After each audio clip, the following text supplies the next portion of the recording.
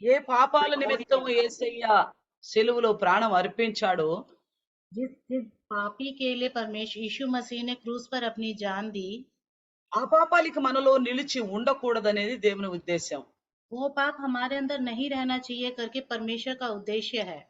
కుమారుని అప్పగించిందే కాకుండా अपने पुत्र को देना ही नहीं, ప్రతి దినం మనం ఎలాగో పాపం నుండి దూరంగా ఉండగలగాలో మనతో మాట్లాడుతూ ఉంటాడు దేవుడు.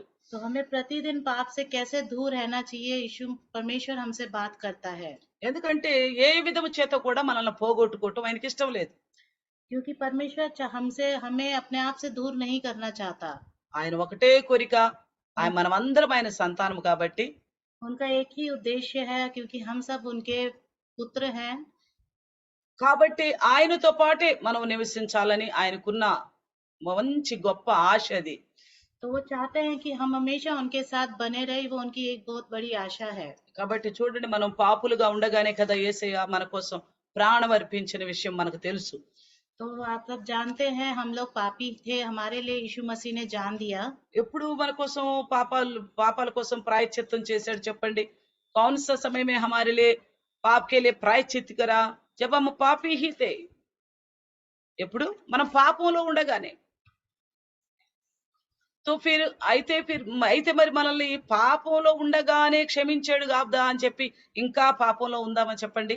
तो उन्होंने हमें पाप में रहते हुए क्षमा किया, तो क्या हमें और पाप में रहना चाहिए? ఎందుకంటే రోమిలకు రాసిన పత్రికలో तो देखिए, रोमियो की पत्रिका में 5వ అధ్యాయం 8వ వచనంలో చూస్తే 5वें अध्याय का 8वें वचन को देखेंगे तो దేవుడు తన ప్రేమను మన పట్ల వెల్లడిపరిచాడట. परमेश्वर ने अपने प्रेम को हमारी तरफ प्रकट किया। ఎట్లాగూ? कैसे? మనం ఇంకా పాపులమై ఉండగా క్రీస్తును మన కోసం చనిపోయేటట్టు చేశాడు. जब पापी थे तभी मसीह हमारे लिए मरा। అంటే మనం పాపులుగా ఉండగానే క్రీస్తు మన కోసం చనిపోయాడు. तो हम लोग पापी थे तभी यीशु मसीह हमारे लिए मरा। సో అంటే ఇప్పుడు కూడా మనం పాపులుగా ఉంటే ఆయన యొక్క సిలువ రక్తము మన పాపాలకి ప్రాయశ్చిత్తాన్ని కలుగు చేస్తుందంటారా? तो अभी भी हम पाप में रहे तो जो उन्होंने हमारे लिए क्रूस पे खून बहाया, क्या वो हमारे लिए काम करेगा? ఎందుకంటే పాపులుగా ఉండగా ఆయన మన కోసం ప్రాయశ్చిత్తం కావించాడు. तो हम लोग जब पापी थे तो उन्होंने हमारे लिए प्राण दिए। ఎందుకంటే ఇక ముందుకు పాపులుగా ఉండకూడదు అని. तो और हम आगे पापी ना रहें करके। ఎందుకు? పాపులుగా ఉంటే మనకు కలిగేది ఏంటట? तो हम पापी बन के रहेंगे तो हमें क्या मिलेगा? ఇక్కడే 6వ అధ్యాయంలో చూస్తే రోమ పత్రిక 23వ వచనంలో तो यहाँ पे रोमियो के 6 अध्याय के 23 वचन में देखेंगे तो పాపం వలన వచ్చు జీతం మరణము, అయితే దేవుని కృపావరము మన ప్రభు అయిన యేసుక్రీస్తునందు నిత్య జీవము అని చెప్తున్నాడు. क्योंकि पाप की मजदूरी तो मृत्यु है, परंतु परमेश्वर का वरदान हमारे प्रभु यीशु मसीह में अनंत जीवन है। అంటే మన పాపములో ఉంటే మనకి నరకము సంప్రాప్తించబడుతుందని. अगर हम पाप में रहेंगे तो हमें नरक ही मिलेगा। కాబట్టి దేవుడు గొప్ప కృప చూపాడు మన పట్ల. तो परमेश्वर ने हमारे तरफ बहुत ही महान कृपा दिखाई है। ఎందుకు కృప చూపాడంటే ఆయనకి మన పట్ల ప్రేమ ఉండటాన్ని బట్టి కృప చూపాడు. तो उन्होंने हमारी तरफ कृपा इसलिए दिखाई है क्योंकि उनके मन में हमारे लिए प्रेम है, इसलिए। మనం మంచోళ్ళమని కాదు ప్రేమ చూపింది, हम अच्छे हैं करके प्यार नहीं दिखाया। పాపులుగా ఉన్నప్పటికీ ప్రేమ చూపించాడు. हम पापी हैं तब भी उन्होंने हमसे प्यार किया। అందుకే అంటున్నాడు, ఇది దేవుని కృపావరము. మనల్ని ఈ స్థితిలో ఆయన ప్రేమించటం అనేది దేవుని కృపావరము. तो हमें इस स्थिति में भी परमेश्वर प्यार करता है, वही उनकी बहुत बड़ी कृपा है हमारे लिए। అది మనకి యేసుక్రీస్తునందు నిత్య జీవాన్ని ప్రసాదించింది. तो वही यीशु मसीह के द्वारा हमें अनंत जीवन मिलेगा। దేవుని కృపావరం ఏమంటే तो परमेश्वर की कृपा का जो वर है, యేసుక్రీస్తులో మనకు నిత్య జీవం అనుగ్రహించింది. यीशु मसीह में हमें अनंत जीवन मिलेगा। ఎందుకు? మనం ఇక పాపులుగా ఉండకూడదని తను ప్రేమించి కుమారుడు అనుగ్రహించుట చేత. तो हमें और पाप में नहीं रहना चाहिए, और अब उन्होंने प्यार करके अपने पुत्र को हमें दिया। పాపం ఎలాగా వచ్చిందనేది మనందరికీ తెలుసు. तो पाप कैसे आया हम सब जानते हैं। ఆజ్ఞను అతిక్రమించడం వల్ల పాపం భూలోకానికి మనుషులందరికీ సంక్రమించిందని మనకు తెలుసు. आज्ञा का उल्लंघन किया इसलिए पाप फैल गया, हम सब जानते हैं। అదే మాటని 1 యోహాను పత్రిక 3వ అధ్యాయం 4వ వచనంలో రాయబడి ఉంది. तो ऐसे यही बात पहले यूहन्ना 3వ అధ్యాయము 3रा अध्याय 4వ వచనంలో రాయబడి ఉంది. 4थे वचन में लिखा गया है। ఏమని? क्या करके? ఆజ్ఞాతిక్రమమే పాపము అని. जो आज्ञा का उल्लंघन करता है वही पाप है। అంటే అవ్వ ఆదాములు పాపం చేశారు కాబట్టి ఆ పాపము మనందరికీ కూడా సంక్రమించింది అనేది అర్థమవుతుంది.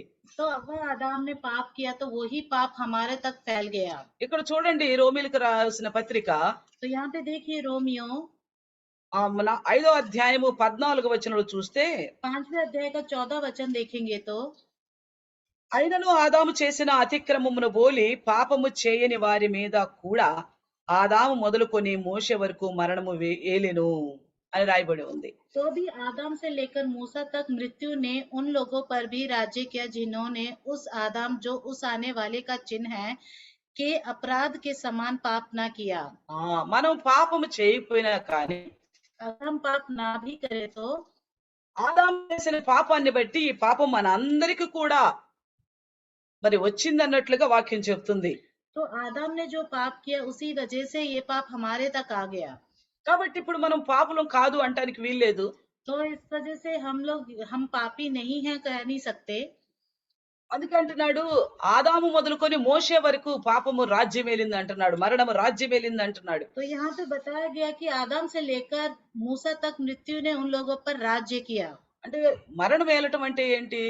मृत्यु का राज्य करना मतलब क्या है? పాపం వలన వచ్చు జీతము మరణము అని వాక్యం చదివాం కదా. पाप के द्वारा जो आया जिंदगी वो मृत्यु ही तो है ना। అయితే ఆ మరణమే మోషే దాకా రాజ్యం వెళ్తూ వచ్చింది మనుషులందరి మీద. तो वही मृत्यु जो है मूसा तक चलती हुई आई उसका राज्य। అయితే దానిని తొలగించటానికి ఇదిగో యేసుక్రీస్తు ప్రభుల వారిని తండ్రిని దేవుడి నౌకని పంపించాడు. तो उसी चीज को हटाने के लिए खत्म करने के लिए परमेश्वर ने अपने एक लौते पुत्र यीशु मसीह को हमारे पास भेजा। అందుకే అంటున్నాడు చూడండి, ఇదిగో మరణము ద్వారా నశింప చేస్తున్న ఇక్కడ చూడండి ఆ హెబ్రీలకు రాసిన పత్రిక 2వ అధ్యాయంలో చూస్తే तो यहाँ पे देखिए इब्रानियों के दूसरे अध्याय में देखेंगे तो 14వ వచనం నుండి 14 वचन से కాబట్టి ఆ పిల్లలు రక్త మాంసములు గలవారైనందున ఆ ప్రకారమే మరణం యొక్క బలము గలవానిని అనగా అపవాదిని మరణము ద్వారా నశింప చేయుటకును జీవిత కాలమంతా మరణం భయము చేత దాస్యమునకు లోబడిన వారిని విడిపించుటకును ఆయన కూడా రక్త మాంసములో పాలివాడాయను. इसलिए जबकि लड़के मांस और लहू के भागी हैं तो वह आप भी उनके समान उनका सहभागी हो गया ताकि मृत्यु के द्वारा उसे जिसे मृत्यु पर शक्ति मिली थी अर्थात शैतान को निकम्मा कर दे। జీవిత కాలం అంతా మరణ భయానికి దాస్యానికి లోబడిన వారిని విడిపించడానికి యేసుక్రీస్తు ప్రభుల వారు వచ్చారు. तो यीशु मसीह ने ये जो मृत्यु है उसको हमसे हटाने के लिए हमारे बीच में आया। అంటే మరణం అనే దానికి మనం అందరూ దాస్యం అయిపోయాము, దాని నుండి విడిపించడానికి వచ్చాడట. तो ये जो मृत्यु है हम सब उसके सामने हम दास बन गए इसलिए हमें उससे छुटकारा दिलाने के लिए आया है। అందుకే మరణం ఏలేను అని చెప్పి అన్నాడు రోమా పత్రికలో. तो इसलिए कहा गया है कि मृत्यु पर उसने राज्य की मृत्यु ही राज करने लगी। కాబట్టి దాని నుండి మనల్ని బయటకు తీయటానికి కుమారుడైన యేసుక్రీస్తుని తండ్రిని దేవుడు మనకు అనుగ్రహించాడు. तो उसमें से हमें बाहर आने के लिए परमेश्वर ने अपने एक लौते पुत्र को हमारे बीच में भेजा। సో ఇదంతా కూడా మనకు తెలిసిన విషయమే. तो ये सब भी हम जानते हैं। ఇదంతా కూడా మన నిమిత్తం చేయబడిందని దేవుని చిత్తమైన ప్రణాళికని మనందరికీ తెలుసు. तो ये सब भी हमारे लिए ही किया है, वो एक परमेश्वर की योजना थी। అయినప్పటికీ మనలో ఇంకా పాపం పనిచేస్తుంది. तो तब भी हमारे अंदर पाप काम करता है। అయినప్పటికీ ఇంకా మరణం మనలో పనిచేస్తూనే ఉంది. तो तब भी जो मृत्यु है हमारे अंदर काम करती है। అయితే తండ్రి దేవుడిని కుమారుడు అనుగ్రహించి నా పని అయిపోయిందని మౌనంగా కూర్చోలేదు. तो परमेश्वर ने ये नहीं सोचा कि मैंने अपने पुत्र को भेज दिया करके वो शांत नहीं थे। అయితే ఇక అయినా మనలో ఇంకా పాపం ఎక్కడన్నా ఉంటదేమో పని చేస్తుందేమోనని ప్రతి దినం వాక్యం ద్వారా హెచ్చరిస్తూ ఉంటున్నాడు. तो कहीं हमारे अंदर पाप ना रहे करके हमें वचन के द्वारा आगाह करता रहता है परमेश्वर। కానీ మనమైతే మన పిల్లల్ని హెచ్చరించి కొన్ని రోజులు విసుగు పుట్టి వదిలేస్తాం, వాడికి ఎదురు దెబ్బ తగిలితే వాడే బాగుపడతాడులే అని అనుకుంటాం. हम लोग अपने बच्चों को बता के थक जाते हैं और सोचते हैं कि जब उसे कहीं ठोकर लगेगी तो वही समझ जाएगा। కానీ దేవుని ప్రేమ చూడండి, మారని ప్రేమ. तो यहाँ पे देखिए जो परमेश्वर का प्यार है वो कभी खत्म नहीं होने वाला। ఎన్నిసార్లైనా ఎంతసేపు అయినా జీవిత కాలం అంతా అయినా మనతో మాట్లాడటానికి ఇష్టపడుతూ ఉంటాడు. कितनी देर हो कितने रात हो क्यों ना हो, ना ही जिंदगी भर क्यों ना हो, वो हमसे बात करता ही रहता है। అయితే మనం అంతగా వినటానికి సిద్ధంగా ఉన్నామా? तो हम इतनी देर बात सुनने के लिए हम तैयार हैं। అంటే దేవుడు ఎంతగా మాట్లాడటానికి ఇష్టపడుతున్నాడు అంతగా వినటానికి మనం సిద్ధంగా ఉన్నామా? तो परमेश्वर कितना इच्छुक रखता है हमसे बात करने के लिए, उनकी बात सुनने के लिए हम हमेशा तैयार रहते हैं। ఉంటాం, నిజమే. ఆయన సన్నిధికి వస్తాం, వినటానికి ఆశపడతాం, చాలా సంతోషం. तो हम रहते हैं उनकी संगति में आने के लिए बहुत ही आशा रखते हैं, बहुत अच्छी बात है। అయితే ఒక్క విషయాన్ని మళ్ళా మనం మర్చిపోతూనే ఉంటాం. तो एक विषय को हम हमेशा भूल जाते हैं। ఇప్పటి వరకు చెప్పుకున్నదంతా కూడా మనకు తెలిసింది. మనం పాపులుగా ఉండగానే మన కోసం యేసయ్య చనిపోయాడు కాబట్టి ఇక మనము పాపంలో ఉండకూడదని తెలుసు మనకి. हम सबको पता है कि हम लोग को हमें पाप से छुटकारा देने के लिए यीशु मसीह ने क्रूस पर जान दिया, ये सब हम जानते हैं। కానీ మనం ఏం చేస్తున్నాం? फिर भी हम क्या करते हैं ఇంకా మనలో ఎన్ని రకాల పాపాలు పనిచేస్తున్నాయి? और हमारे अंदर कितनी तरह के पाप काम करते हैं। మనం ఎప్పుడైనా ఆలోచన చేశామా? तो हम कभी भी सोचते हैं क्या? నాలో ఎక్కడన్నా ఇంకా పాపం ఉన్నదేమో అన్న ఆలోచన ఎవరిమైనా చేశామా? तो हम लोग कभी सोचते हैं कि हमारे अंदर अभी भी पाप है क्या करके सोचते हैं। అందుకే కదా పౌలు గారు పరిశుద్ధాత్మ చేత రాస్తున్నాడు. तो तभी पौलुस जी जो पवित्र आत्मा के द्वारा लिखता है। 1 కొరింథీ పత్రిక 11 అధ్యాయం 31లో तो पहला कोरिन्थी का 11 अध्याय के 31 वचन में మనమే విమర్శించుకుంటే తీర్పులోకి ప్రవేశించము అని చెప్తున్నాడు. अगर हम ही अपने आप को परीक्षा में रखेंगे तो हमें न्याय के दिन खड़े ना होना पड़ेगा। అంటే మనకు మనమే పరీక్షించుకోవాలి. तो हमें अपने आप को परीक्षा करना पड़ेगा। నా పాపాలకు ప్రాయశ్చిత్తం అయిపోయిందిలే, ఇక నాలో పాపమేమి లేదులే అని నిశ్చింతగా ఉండకూడదు. तो हमें ये नहीं सोचना चाहिए अब हमारे अंदर पाप नहीं है करके हमें निश्चय से शांत नहीं रहना चाहिए। మన శరీరంలో ఉన్నాం, हम शारीरिक में हैं, లోకంలో ఉన్నాం, हम इस दुनियादारी में हैं, సాతాన్ని మోసపరిచే పరిస్థితుల్లో ఉన్నాం. शैतान की भ्रम तरफ में। से शैतान की भ्रम में रहने में हैं।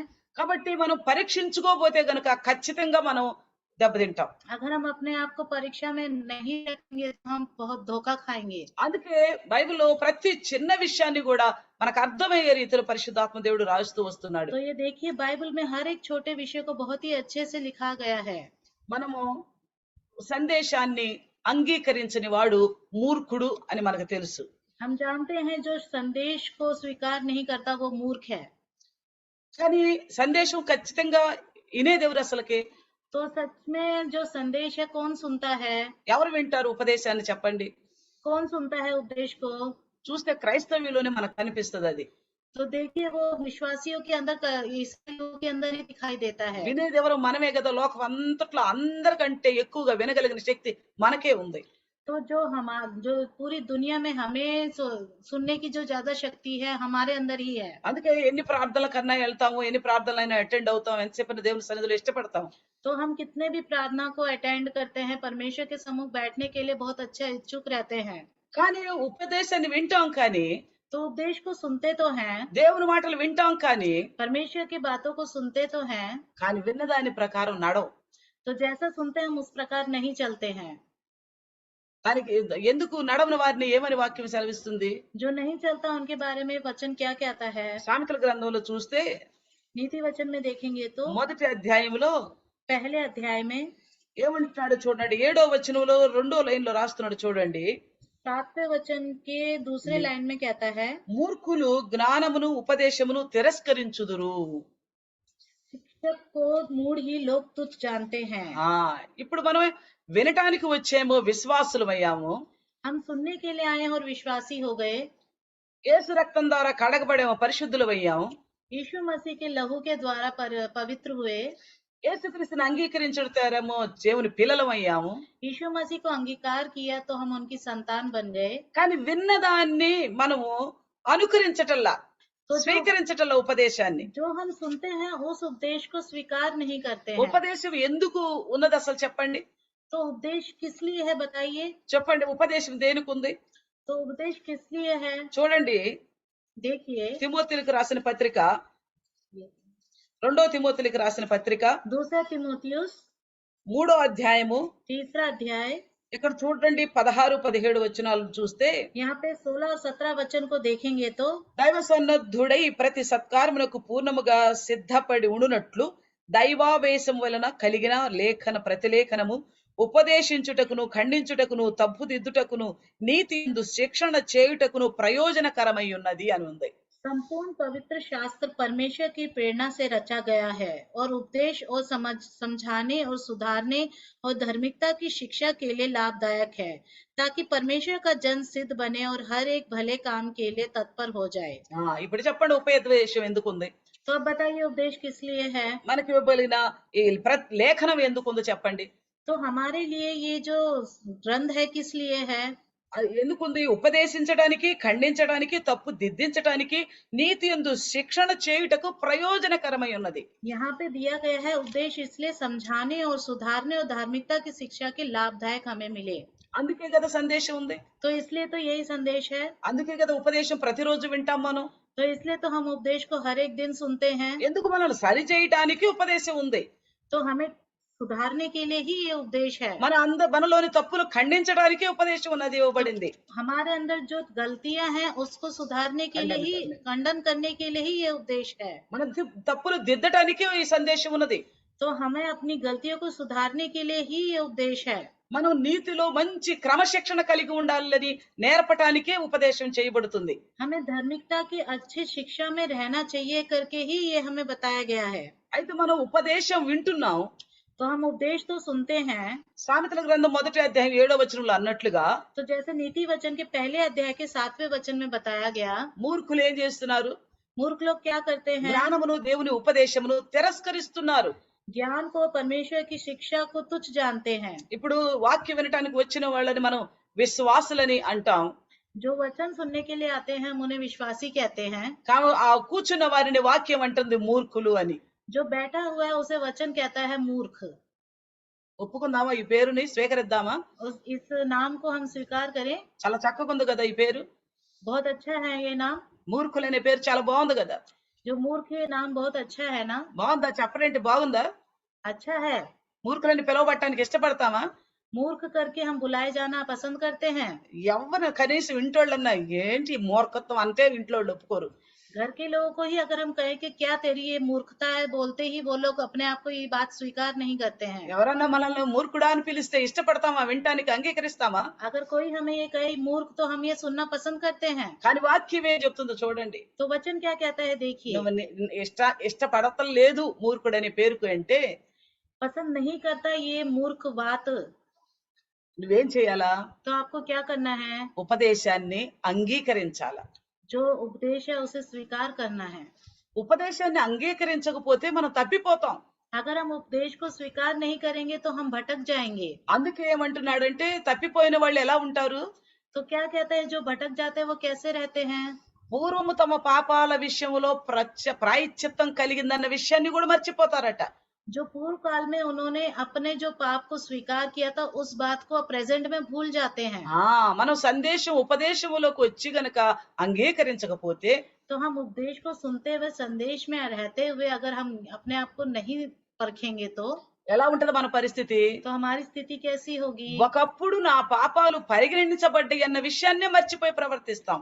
तो कभी पहले हमने अपने पाप को स्वीकार कर लिया था करके हम इस चीज को भूल जाते हैं। నా కోసం, నా పాపాల కోసం యేసయ్య చనిపోయాడు, ప్రాయశ్చిత్తం కలిగించాడు అన్న మాటనే మర్చిపోతాం. तो हम इस बात को भूल जाते हैं कि हमारे पापों के लिए यीशु मसीह इस दुनिया में आए, इस बात को हम भूल जाते हैं। అందుకే ఏమంటున్నాడంటే तो इसलिए क्या कहता है कि మనం విశ్వాసులుగా దేవుని సన్నిధికి వచ్చాం.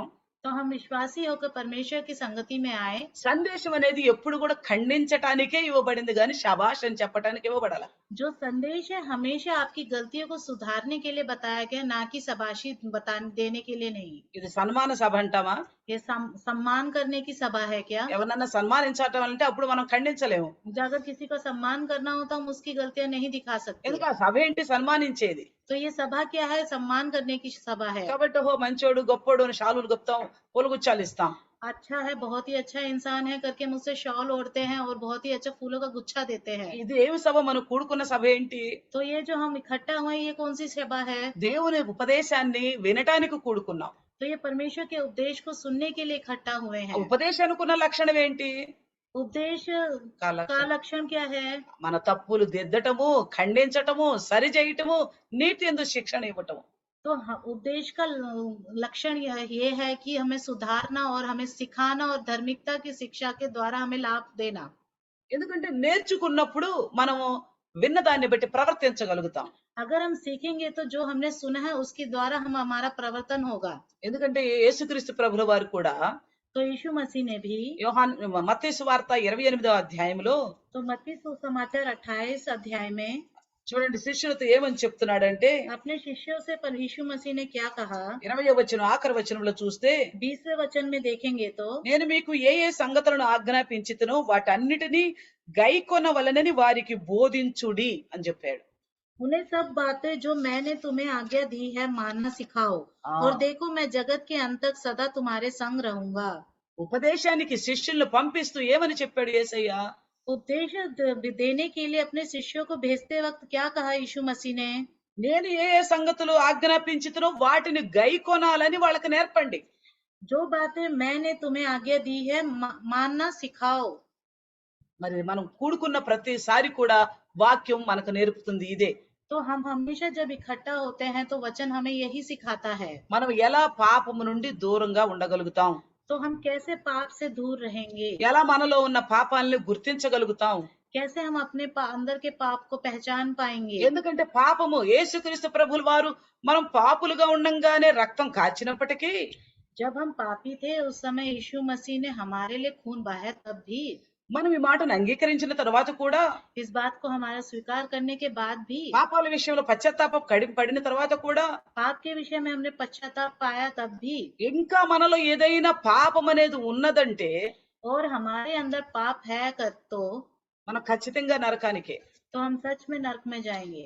అలా కూడా కాకూడదని ప్రతిదినం మనతో మాట్లాడుతున్నాడు. ऐसा नहीं होना चाहिए करके प्रतिदिन हमसे बात करता है। అందుకే కొన్ని పాపములు మనలో ఉండే ప్రతి విధమైన పాపముల గురించి కొన్ని ఆలోచనలు చేద్దాం, విందాం. तो हमारे अंदर कुछ पाप होते हैं, उसके बारे में बात करेंगे। చూడండి సామెతల గ్రంథము तो देखिए नीति वचन 24వ అధ్యాయము 24 अध्याय 9వ వచనము చూడండి. तो 9वें वचन को देखेंगे तो 9వ వచనం మూర్ఖుని యోచన పాపము అన్నాడు. तो यहाँ पे 9वें वचन में बताया मूर्खता का विचार भी पाप है। ఫస్ట్ ఏమనుకున్నాము, ఆజ్ఞను అతిక్రమించడం వల్ల పాపం లోకానికి వచ్చింది. तो यहाँ पे बताया गया है कि पाप आज्ञाओं का उल्लंघन करने से पाप आया, అది మనందరికీ సంక్రమించింది. तो ये सब हमारे अंदर पाप आ गया। అయితే ఆ పాపం ఎవరిలో కూడా ఉండటానికి లేదని దేవుడు యేసుక్రీస్తుని పంపించి ప్రతి ఒక్కరి పాపాల కోసం ప్రయత్నం చేయించాడు. तो ये पाप किसी के अंदर नहीं होना चाहिए, कि परमेश्वर ने अपने बेटे को हमारे लिए भेजा और क्रूस पर जान दिया। ఈ సందేశాన్ని మనకు అందించాడు. तो ये संदेश हमारे तक पहुंचाया, ఇక పాపంలో ఉండటానికి వీల్లేదని చెప్పాడు. कोई भी पाप में ना रहे करके।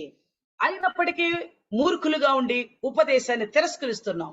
तो तब भी हम मूर्ख होकर उसकी आज्ञा को तिरस्कार करते हैं। అయితే ఇక్కడ ఏమంటున్నాడంటే ఇట్లాంటి మూర్ఖ స్థితిలో ఉన్నవాడు तो यहाँ क्या कहता है कि ऐसे मूर्ख की स्थिति में रहने वाला ఆడు ఏ విధమైన ఆలోచన చేసినా అది పాపమేనట. तो वो किस चीज का भी विचार करे वो पाप है।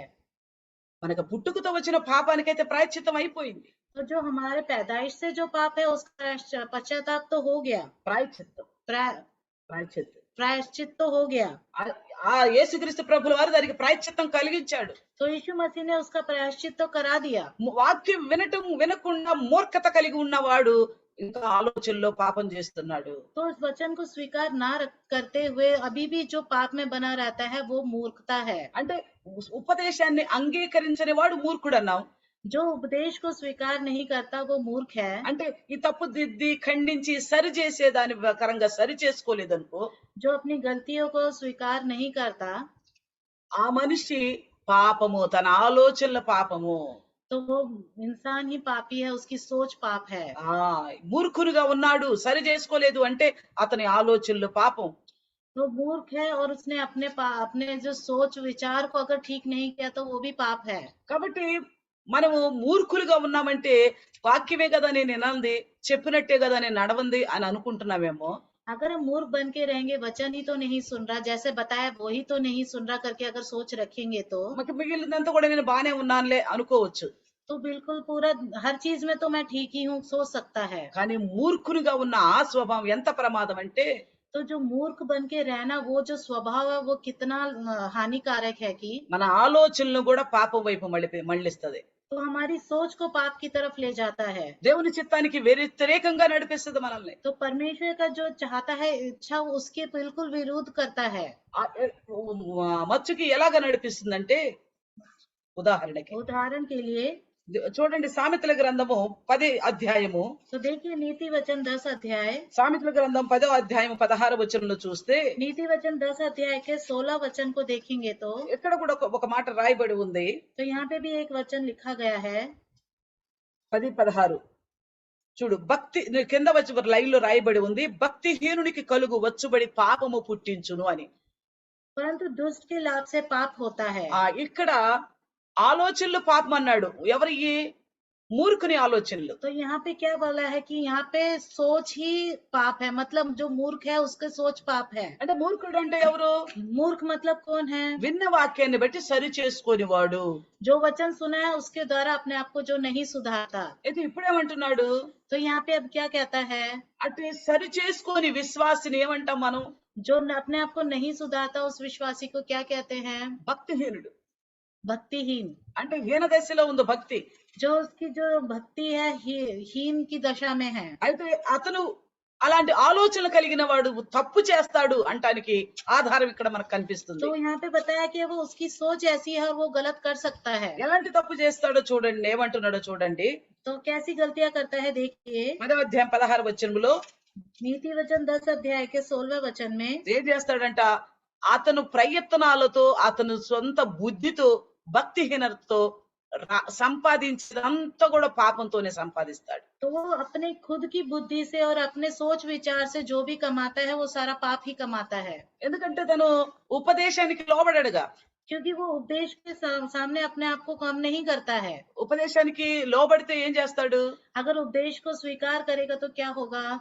ఏమున్నా లేకపోయినా సరి చేసుకునే దాని మీదే శ్రద్ధ చూపుతాడు. कुछ हो ना हो अपने आप को पूरी तरह से ठीक करने में लगा रहता है। కానీ ఆలోచన మూర్ఖత్వం, వాక్యానికి లోబడిన మూర్ఖత్వం ఉండటం వల్ల, वचन को ना सुनने वाली जो मूर्खता होती है దాని వల్ల ఏం చేస్తున్నాడు?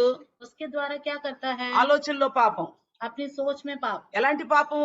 कैसा पाप? నేను ఎవరికి ఏం హాని చేయకపోయినా मैं किसी को कोई हानि तो नहीं पहुंचा रहा, కానీ ఎలా సంపాదించాలన్న ఆలోచన. तो कैसे हम मुझे कमाना है करके ये सोच रहती है। అంటే అక్కడ సందేశపూర్వకమైన క్రమం ఉండదు ఇక. तो यहाँ पे जो संदेश दिया गया है उसके अनुसार नहीं चलता।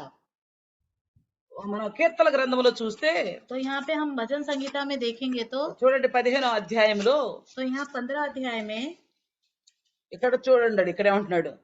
5వ వచనంలో చూస్తే यहाँ 15 अध्याय के 5वें वचन को देखेंगे तो ఇక్కడ లంచం పుచ్చుకోడు అనే మాట రాయబడి ఉంది. तो यहाँ पे बोलता है रुपया ब्याज, यहाँ पे घूस नहीं लेता, లంచం పుచ్చుకొనడు, అలాగేనేమో వడ్డీకి ఇవ్వడు అని రాయబడి ఉంది. और रुपया ब्याज पर नहीं देता। మూర్ఖుడు పుట్టిన కారణం చేత तो ये मूर्ख होने की वजह से ఏం చేస్తాడు? क्या करता है? ఆలోచనలో పాపం కదూ. सोच तो पाप है ना। నేను ఎవరికి ఏమి హాని చేయట్లేదు అనుకుంటూనే मैं किसी को हानि तो नहीं पहुंचा रहा सोचते हुए డబ్బుని మాత్రం, డబ్బు మీద ఆశ మాత్రం కలిగి ఉంటాడు. वो पैसों में तो उसका पूरा मन भरा रहता है, पैसों के ऊपर। అందుకే అంటున్నాడు, ఈ భక్తిహీనుని యొక్క వచ్చుబడి అంటే తనకు వచ్చేదంతా కూడా పాపాన్ని పుట్టిస్తుంది. तो ये जो भक्तिहीन लोग हैं वो जितना भी उसे आता है वो सारा पाप से भरा होता है। ఎందుకంటే మంచి ఆలోచనలు ఉండవుగా. क्योंकि अच्छी सोच तो नहीं होती ना। ఎందుకంటే వాక్యం ద్వారా సరి చేసుకునే పరిస్థితి లేదు. तो यहाँ पे वचन के द्वारा अपने आप को ठीक करने की स्थिति नहीं है। ఎందుకంటే వాక్యాన్ని వింటాడు గాని మూర్ఖత్వంతో స్వీకరించడు. यहाँ पे वचन तो सुनता है, अपनी मूर्खता के द्वारा उस वचन को स्वीकार नहीं करता। ఆలోచనలోనే పాపము. सोच में ही पाप है। ఆ ఆలోచనలు ఏం చేస్తున్నాయి? तो वो सोच क्या हो रही है? ఏది చేసినా అది పాపమేమో గాని నేను డబ్బు గురించి మీద ఆ శ్రద్ధ పెట్టి ఇగో డబ్బు విషయంలో ప్రయాసపడితే పాపం కాదులే అనుకుంటాడు. तो वो सोचता है कि मैं कुछ तो गलत नहीं कर रहा, मगर जो पैसों के पीछे जो उसकी सोच है वो तो पाप ही है। ఎందుకంటే డబ్బు నాకు అవసరం కదా అనుకుంటాడు. क्योंकि पैसे तो मेरे को जरूरत है। అందుకే ఏం చేస్తాడు? तो क्या करता है? వడ్డీకి ఇస్తాడు, तो ब्याज पे देता है, లంచం పుచ్చుకుంటాడు. घूस लेता है। ఇంకా చూడండి ఇక్కడ సామెతల గ్రంథంలోనే तो यहाँ पे देखिए नीति वचन में ही 28వ అధ్యాయం చూస్తే 28 अध्याय में देखेंगे तो 28, 22లో చూస్తే 28 के 22 में देखेंगे तो ఇక్కడ కూడా రాయబడి ఉంది, చెడు దృష్టి గలవాడు ఆస్తి సంపాదింప ఆతురపడును. సామెతల గ్రంథం 28వ అధ్యాయము नीति वचन के 28 अध्याय 22వ వచనంలో చూస్తే 28 वचन 22 वचन को देखेंगे तो ఇక్కడ ఎలా ఉందంట? यहाँ पे क्या है कि చెడు దృష్టి గలవాడు ఆస్తి సంపాదింప ఆతురపడును. लोभी जन धन प्राप्त करने में उतावली करता है। ఆత్రపడతాం. मतलब उतावली होना। ఎందుకు ఇంత ఆత్రంగా ఉన్నావు అంటాం ఎవరైనా ఏదైనా తొందర పడుతుంటే. कोई जल्दीबाजी करता है तो हम कहते हैं कि वो तो ఉతావ उतावली हो रहा है। ఇక్కడ చెడు దృష్టి, ఇక్కడ చూడండి, ఆలోచనలే పాపం కాదు, దృష్టి కూడా పాపంతో కూడినట్లుగా చెప్తున్నాడు. तो यहाँ पे क्या कह रहा है कि सोच ही पाप नहीं, उसके देखने का तरीका भी पाप है। అంటున్నాడు చెడు దృష్టి గలవాడు ఆస్తి సంపాదించ ఆతురపడును. तो यहाँ पे बताया गया है जो उसके धन के लिए जो भागता है वो भी उतावली करता है। అంటే ఈ మనుషులు అంటే ఈ వడ్డీకి ఇచ్చి లంచాలకి ఇచ్చి డబ్బును సంపాదించుకునే మనల మూర్ఖపు యోచన, तो यहाँ पे ब्याज पर देकर घूस लेते हुए जो ये जो उनकी मूर्खता की जो सोच है, వీళ్ళని చెడు దృష్టి గలవానిగా చేస్తుంది. तो यहाँ पे ये गलत राह देखने की राह चलाती है। కాబట్టి ఆస్తిని పెంచుకోవాలన్న విషయమే కనిపిస్తుంది కానీ పరిస్థితిని పరిశుద్ధతను పెంచుకుందామన్న ఆలోచన రాదు వాళ్ళకి. तो यहाँ पे क्या है, अपने धन को और आगे बढ़ाना है और ज्यादा करना है करके सोच जाती है, मगर अपने विश्वास को आगे बढ़ाना नहीं जाता। పరిశుద్ధతను పెంపొందించుకుందామన్న ఆలోచన రాదు. पवित्रता, अपने आप को पवित्रता में रखना है करके ये सोच नहीं आती है। విశ్వాసాన్ని బలపరుచుకుందామనే ఆలోచన రాదు. अपने विश्वास को और बल में लाना है ये सोच नहीं आती है। కానీ విశ్వాసాన్ని బలపరుచుకోవాలనుకున్న వాళ్ళు ఆశపడి యేసయ్యని వేడుకుంటున్నారు, మా విశ్వాసాన్ని వృద్ధి పొందించు అని. तो जो अपने विश्वास को और बल देना चाहता है वो परमेश्वर से विनती करता है कि मेरे विश्वास को और बल दो। ఎందుకు అసలు యేసుక్రీస్తు ప్రభుల మీద విశ్వాసం ఉంచాలి? क्यों हमें परमेश्वर यीशु मसीह के ऊपर विश्वास करना है? ఎందుకంటే ఆయన మన పాపాల కోసం చనిపోయాడన్న నిశ్చయత, అదే విశ్వాసం. क्योंकि वो हमारे लिए, हमारे पापों के लिए हमारे लिए जान दिया, यही हमारे लिए बहुत बड़ा विश्वास है। అయితే చనిపోయాడన్న ఆ విశ్వాసం నిజంగా ఉంటే మనం ఇక పాపమే చేయంగా. तो वो हमारे लिए जान दिया, तो अगर ये विश्वास हमें रहेगा तो हम ऐसा नहीं करेंगे ना। అవి చూడండి, మనకి పరీక్షలు జరిగినాయి, మనం పాస్ అయిపోయాం ఫస్ట్ క్లాస్ లో. तो देखिए हमारे को एग्जाम हो गए और हम पास हो गए फर्स्ट क्लास में। అంటే పరీక్షలు జరగటం మన కోసం ప్రాయశ్చిత్తం అనుకోండి. तो जो परीक्षा होना हमारे लिए प्रायश्चित है, అది గ్రహించటము మనం పాస్ అయిపోవటం. वो हमें ग्रहण करना, वो हमारा पास होना है। అయితే మళ్ళీ అదే క్లాస్ పుస్తకాలు తీసుకుని చదువుతాను కూర్చుంటావా? तो क्या हम फिर से वही उसी पुरानी क्लास के पुस्तक को लेके पढ़ेंगे क्या? ఎందుకు చదువుతాను కూర్చుంటావా? पढ़ोगे क्या फिर से पुरानी क्लास? సరిపోయింది కదా, మనం చదివిన దానికి ప్రతిఫలం దొరికిపోయింది, సరిపోయింది. तो हमने जो पढ़ा उसका प्रतिफल मिल गया, वो हो गया। అలాగా మనం చేసిన పాపానికి ప్రాయశ్చిత్తం జరిగిపోయింది కాబట్టి ఇక పాపం చేయకూడదు. तो ऐसे ही हमने जो पाप किया उसका प्रायश्चित हो गया, तो हमें आगे और पाप नहीं करना चाहिए। కానీ విశ్వాసిగా వచ్చి మూర్ఖునిగా ఉండి ఉపదేశం అంగీకరించం. तो हम लोग विश्वासी होकर और फिर वचन ना सुनते हुए मूर्ख होते जाते हैं। మూర్ఖునిగా ఉండటం వల్ల మన ఆలోచనలు తప్పులు, तो मूर्ख होने की वजह से हमारे सोच गलत है, మన దృష్టి తప్పైపోతుంది, हमारा देखने का तरीका गलत हो जाता మన है। దేని యందు లక్ష్యం ఉంచాలో మర్చిపోయి నశించిపోయి ధనం వైపు లక్ష్యం ఉంచడం మొదలేస్తాం. तो हमारा लक्ष्य जिस तरफ होना चाहिए हम उसे छोड़ के हम धन की तरफ पीछे पड़ने लग जाते हैं। మరి ఎంత తెలిసినా గానీ ఇంకా పాపంలోనే ఉంటాం. इतना जानने के बाद भी हम पाप में रहते हैं। అంటే చాలా విషయాలు మన దైనందిన జీవితంలో మన ప్రవర్తనలో సరి చేసుకోవాల్సిన చాలా విషయాలు ప్రతిరోజు వింటూనే ఉంటాం. तो हमें हर एक दिन हम अपने बारे में सुनते रहते हैं कि हमें क्या क्या चीजें अपनी सुधारनी चाहिए, అయినప్పటికీ సరి చేసుకోం. फिर भी हम अपने आप को सुधारते नहीं हैं। పర్వాలేదులే అనుకుంటాం. कोई बात नहीं करते हैं। కానీ యాకోబు తన పత్రికలో ఏమని రాస్తున్నాడు? तो याकूब अपनी पत्रिका में क्या लिखता है? 4వ అధ్యాయం 17 వచనంలో ఏమని రాస్తున్నాడు? तो चौथे अध्याय के 17 वचन में क्या लिखता है? మేలైనది ఎరిగియుండియు దానిని చేయకపోవటం వల్ల పాపం కలుగుతుంది అంటున్నాడు. याकूब 4వ అధ్యాయము 17 వచనములో चौथे अध्याय के 17 वचन में, మేలైనది చేయనెరిగియు అలాగు చేయని వానికి పాపము కలుగును. जो कोई भलाई करना जानता है और नहीं करता उसके लिए यह पाप है। మనకి తెలుసు, हमें पता है, మనకి పాపంలో ఉండకూడదని తెలుసు, हमें और पाप में नहीं रहना चाहिए करके भी पता है। మనం ఇలాగా ప్రవర్తించటం ఫలానా విధంగా ప్రవర్తించటం తప్పని మనకు తెలుసు. तो इस तरह से हमारी जो व्यवहार है ये गलत है करके हमें पता है। దేవుణ్ణి మించి ఇంకెవరినైనా అధికంగా ప్రేమించటం తప్పని మనకు తెలుసు. परमेश्वर से ज्यादा किसी से प्यार करना वो भी गलत है, మనకు తెలుసు. हमें पता है। అలాగే ఇదిగో ఇతరులది ఆశించకూడదని మనకు తెలుసు. ऐसे ही दूसरे की चीज की आशा नहीं रखनी चाहिए, ये भी हमें पता है। దొంగతనం చేయకూడదని తెలుసు. चोरी नहीं करना चाहिए, पता है। అబద్ధం ఆడకూడదని తెలుసు. झूठ नहीं बोलना चाहिए, पता है। వ్యభిచరించకూడదని తెలుసు. व्यभिचार नहीं करना, पता है। లోకాశల వైపు మనం మళ్ళుకోకూడదని తెలుసు.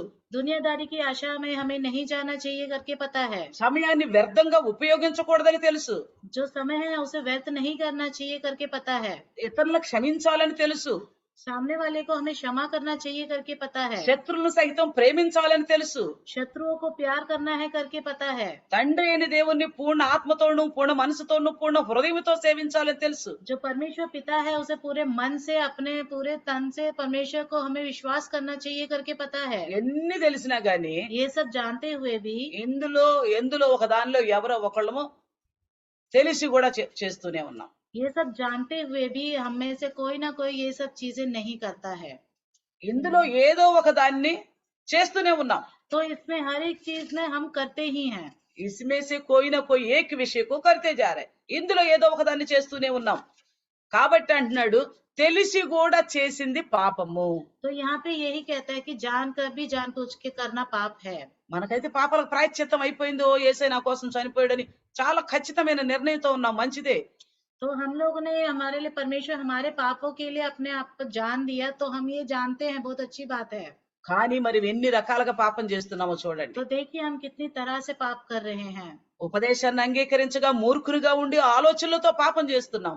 तो उपदेश को स्वीकार नहीं करते और मूर्ख हो रहे हैं, దాని ద్వారా పాపం చేస్తున్నాం. उसके द्वारा पाप कर रहे हैं। భక్తిహీనతలు సంపాదించుకుంటూ పాపం చేస్తున్నాం. भक्तिहीन होकर पैसा कमा रहे हैं, उसमें भी पाप कर रहे हैं। తెలిసి కూడా సరి చేసుకోకుండా మానుకోకుండా చేయాల్సింది చేయకుండా పాపం చేస్తున్నాం. तो जान के भी जो चीज करनी चाहिए वो ना करते हुए हम पाप कर रहे हैं। ఇంకా మనం ఏం చేస్తున్నాం? तो हम और क्या कर रहे हैं? ఇంకా దేవుడు లోతులు మనతో మాట్లాడుతున్నాడు చూడండి. तो देखिए परमेश्वर हमें और अच्छे से बताता है। మొదటి యోహాను పత్రిక पहला यूहन्ना 5వ అధ్యాయము 5वां अध्याय ఇక 17వ వచనంలో చూస్తే यहाँ 17 वचन को देखेंगे तो సకల దుర్నీతియు పాపము. सब प्रकार का अधर्म तो पाप है। ఆ నీతి అందు శిక్షణ కలుగు చేయడానికి మనకి ఉపదేశం ఉంది. तो ये जो धार्मिकता है उसके लिए हमें उपदेश दिया, शिक्षा का उपदेश दिया जा रहा है। కానీ ఇక్కడ ఏమంటున్నాడు? तो यहाँ पे ये क्या कहते हैं? మనలో నీతి పోయింది, हमारे अंदर धार्मिकता गई, మర్యాదలు పోయినాయి. मान मर्यादा गई। ఎలాగో? कैसे? నీతి ఉండాల్సిన స్థానంలో దుర్నీతి వచ్చేసింది. जहाँ धार्मिकता होनी चाहिए वहाँ दुष्टता आ गई। అంటే మనం తెలిసి చేయకుండా ఉండటమే దుర్మార్గత తెలుసా? तो हम जानते हुए भी ना करना ही दुष्टता है ना? తెలుసు కదా? पता है ना? ఇక్కడ అదే అంటున్నాడు. तो यहाँ पे यही कहता है దేవుని నీతికి మించి మనం ఏది చేసినదంతా కూడా దుర్నీతి. जो परमेश्वर की धार्मिकता है उससे ज्यादा बढ़कर करेंगे तो वो हमारे लिए पाप ही है। అందుకే ఇక్కడ రోమ పత్రికలో కూడా ఏమంటున్నాడంటే तो यहाँ पे देखिए रोमियो में क्या बोलता है कि మొదటి అధ్యాయములో पहला अध्याय में 18వ వచనంలో అంటాడు. 18 अध्याय में 18 वचन में कहता है, ఇక్కడ చూడండి देखिए మొదటి అధ్యాయం 18వ వచనంలో దుర్నీతి చేత సత్యమును అడ్డగించు మనుషుల యొక్క సమస్త భక్తిహీనత మీద దుర్నీతి మీదను దేవుని కోపము పరలోకము నుండి బయలుపడుచున్నది. परमेश्वर का क्रोध तो उन लोगों की सब अभक्ति और अधर्म पर स्वर्ग से प्रकट होता है, तो सत्य को अधर्म से दबाए रखते हैं। మనలో దుర్నీతి ఉందంటే ఏమి లేదు చెప్పండి? तो हमारे अंदर अभक्ति रहेगी तो क्या होगा? సత్యం మనలో లేదు. तो सत्य हमारे अंदर नहीं है। సత్యం అంటే ఏంటి? सत्य मतलब क्या है? వాక్యము. वचन। వాక్యం అంటే ఏంటి? वचन मतलब क्या है? మనకు ప్రతిదినం చేయబడుతున్న ఉపదేశము. तो जो हम हर एक दिन करते हैं वो उपदेश है। మనం ఎలా నడవాలి, ఒక విశ్వాసి ఎలా జీవించాలని నేర్పే ఆ వాక్యము. तो एक विश्वासी को कैसे रहना चाहिए, कैसे चलना चाहिए, वही वचन है। అయితే ఈ మనిషి ఈ దుర్నీతి చేత ఆ వాక్యాన్ని అడ్డగించేస్తున్నాడు. तो ये जो इंसान है, ये जो अभक्ति है उसकी तरह उससे वहां से हटा देता है। కాబట్టి అలాంటి వాళ్ళ మీద దేవుని కోపం నిలిచి ఉంటుందంట. तो ऐसे लोगों के ऊपर परमेश्वर का प्रकोप बना रहेगा। పరలోకము నుండి బయలు వెళ్ళి వస్తుందంట. तो स्वर्ग राज्य से निकल के आएगी हमारे लिए। పరలోకము నుండి దేవుని ప్రేమ ఒకప్పుడు మన కోసం బయలుదేరి వచ్చింది. तो स्वर्ग राज्य से परमेश्वर का प्यार हमारे लिए एक समय पे आया था। యేసుక్రీస్తు ప్రభువులు వారిని లోకానికి పంపించింది ఆ ప్రేమ. यीशु मसीह को हमारे लिए भेजा वही प्यार था। యేసుక్రీస్తు ప్రభువులు వారిని సిలువ మీద ఎక్కించింది ఆ ప్రేమ.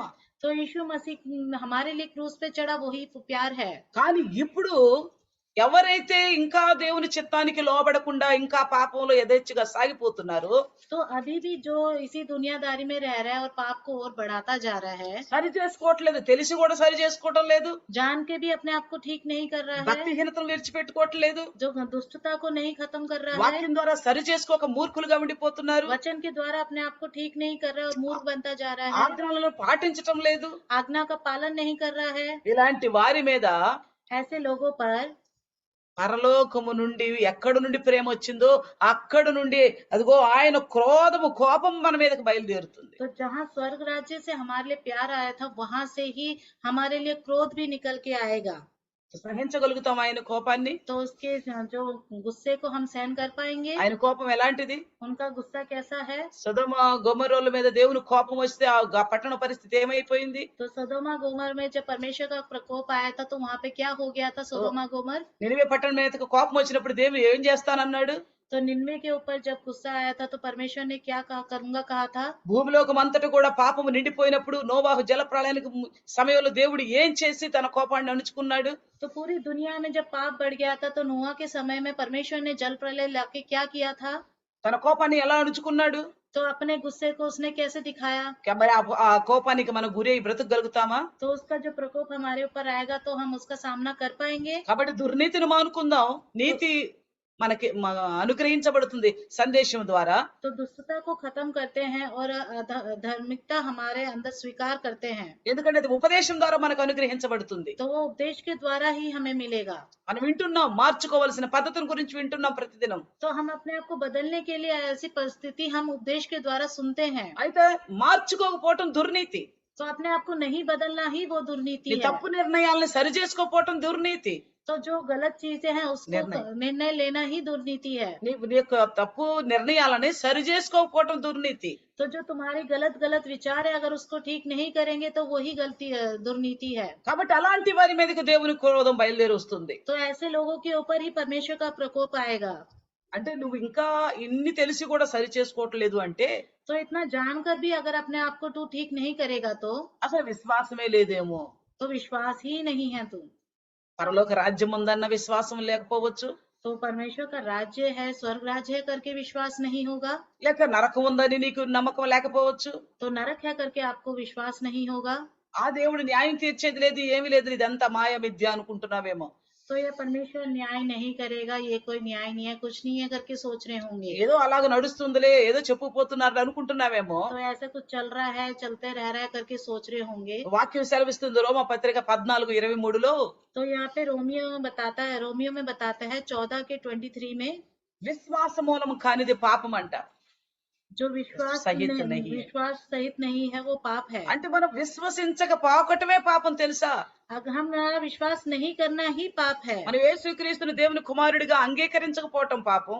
अगर हम यीशु मसीह को परमेश्वर का पुत्र नहीं मानेंगे, तो वही पाप है। అలాగే నా పాపాల కోసం చచ్చిపోయాడని నువ్వు విశ్వసించకపోతే అది పాపం. तो हमारे पापों के लिए उसने जान दिया, अगर हम ये विश्वास नहीं करेंगे, तो ये पाप है। విశ్వసించాను అంటే మరి నీలో పాపం ఉండకూడదు. तो विश्वास किया तो आपके अंदर पाप नहीं होना ఇలా चाहिए। చెప్పాం కదా, పరీక్షలు అయిపోయిన తర్వాత మళ్ళీ అదే పుస్తకాలు మనం చదవం. तो हम एक क्लास को पास कर लेते हैं, तो पुरानी क्लास की पुस्तकों को नहीं पढ़ते, हमने सुना था अभी। కాబట్టి మన పాపాలకు ప్రాయశ్చిత్తం అయిపోయిందంటే ఇక మనం పాపం చెయ్యం. तो हमारे पाप का प्रायश्चित हो गया, तो हम पाप नहीं करेंगे। ఇక చూడండి, यहाँ पे देखिए, మొదటి సమూయేలు గ్రంథము 12:23 చూస్తే, तो यहाँ पे देखिए पहला सोमेल 12:23 చూస్తే 12वां अध्याय का 23 वचन देखेंगे, तो మొదటి సమూయేలు 12:23 ఇక్కడ కూడా చూడండి, ఇంకొక రకమైన పాపం గురించి రాయబడి ఉంది. तो यहाँ पे देखिए एक और तरीके का पाप बताया गया है। నా మట్టుకు నేను మేము నిమిత్తం ప్రార్థన చేయుట మానుట వలన యెహోవాకు విరోధముగా పాపము చేసిన వాడు నగుదును, అది నాకు దూరమగును గాక. फिर यह मुझसे दूर हो कि मैं तुम्हारे लिए प्रार्थना करना छोड़कर यहोवा के विरुद्ध पापी ठहरूं। मैं तो तुम्हें अच्छा और सीधा मार्ग दिखाता रहूंगा। ఇక్కడ 22 అంటున్నాడు, तो यहाँ पे 22 वचन में कहता है, యెహోవా మిమ్మును తనకు జనముగా చేసుకున్నటకు ఇష్టము కలిగి ఉన్నాడు, తన ఘనమైన నామము నిమిత్తము తన జనులను ఆయన విడనాడడు. నా మట్టుకు నేను మీ నిమిత్తం ప్రార్థన చేయుట మానుట వలన యెహోవాకు విరోధంగా పాపం చేసిన వాడనవుదును. यहोवा तो अपने बड़े नाम के कारण अपनी प्रजा को ना तजेगा, क्योंकि यहोवा ने तुम्हें अपनी ही इच्छा से अपनी प्रजा बनाया है। దేవుడు మనల్ని తన బిడ్డలుగా చేసుకోవడానికి ఇష్టపడ్డాడు. तो परमेश्वर ने अपने पुत्र, अपनी संतान बनाने के लिए बहुत अच्छी आशा रखी है। అందుకంటున్నాడు ఎందరైతే యేసుక్రీస్తుని అంగీకరించారో వాళ్ళందరూ కూడా దేవుని సంతానం అవటానికి అధికారం పొందుకున్నారు. तो यहाँ पे बताया गया है, जो कोई परमेश्वर को पुत्र यीशु को मानता है, वो सब परमेश्वर के संतान है। అయితే ఇప్పుడు దేవుడు ఇష్టం కలిగే కదా యేసుక్రీస్తుని మన కోసం పంపింది. तो परमेश्वर ने हमारे ऊपर प्यार करके ही ना यीशु मसीह को भेजा। అయితే మనము ఆ ఇష్టం కలిగిన బిడ్డలుగా మారకుండా ప్రార్థన చేసామనుకోండి, तो अगर हम उनके संतान बन के ना रहे और प्रार्थना करेंगे तो అంటే ఆయనకి ఇష్టమైన బిడ్డలుగా కాకుండా तो उनके बच्चे ना इच्छा के अनुसार ना बने तो ప్రార్థన చేసామనుకోండి, अगर प्रार्थना करेंगे అది పాపమే. वो पाप ही है। ఇంకా చూడండి ఎందుకు అంటున్నాడంటే, तो ये देखिए क्यों कहता है कि, ఇక్కడ చూడండి కీర్తనల గ్రంథం 109వ అధ్యాయము, तो यहाँ पे देखिए भजन संगीता 119 109వ అధ్యాయము 109 ఆ, 109 भजन संगीता। ఇక్కడ చూడండి వాని ప్రార్థన పాపమగును గాక అంటున్నాడు 7వ వచనంలో కింద చూస్తే. तो यहाँ पे देखिए 109 भजन संगीता के 7वें वचन में కింద उसकी प्रार्थना पाप गिनी जाएगी। ఎందుకు పాపం అవుతుందంట क्यों पाप होएगी? చూడండి, देखिए ఎందుకు మన ప్రార్థన కూడా పాపం అంటున్నాడు. ఇప్పుడు మన పరిశుద్ధులుగా చేయాలని కుమారుని ఇచ్చిన ఆయన అంటున్నాడు, तो जब अपने पुत्र को भेजा ताकि हम पवित्र हो जाएं, ఆయన ప్రతి విషయంలో మనం పాపినిగానే చూపిస్తున్నాడు. तो वो हर एक विषय में हमें पापी ठहराता है, ఎందుకంటే మనం సరి చేసుకోవట్లా.